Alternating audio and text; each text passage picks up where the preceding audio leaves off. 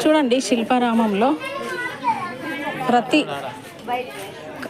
పని విధానము, వెనకటి కాలంలో మనము పనిముట్లను ఎలా వాడేవాళ్ళము, ఎలా ఉండేవి వృత్తులు అనేవి ఈ శిల్పారామంలో ఈ విధంగా ఫోటోలతో మనకు అంతా చూపిస్తారండి.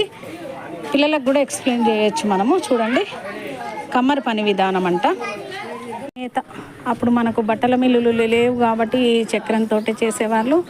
నేత పని, అంగట్లో కూరగాయలు అమ్మే విధానము, కూరగాయల మార్కెట్లు, మనకు ఊరి చివరిలో కూరగాయలు పెట్టి అమ్ముకునేది. చూడండి, అచ్చం మనుషుల్లాగానే అమర్చారు ఇక్కడ. మార్కెట్లో ఏవేవి అమ్ముతారు, ఎవరి వస్తువు వాళ్ళు తయారు చేసుకొని మార్కెట్కు తెచ్చుకుంటారు కదా, ఆ విధానం అండి. చూడండి ఎంత బాగా, అసలు సడన్గా కొత్త వాళ్ళు వచ్చి శిల్పారామంలో ఈ శిల్పాలను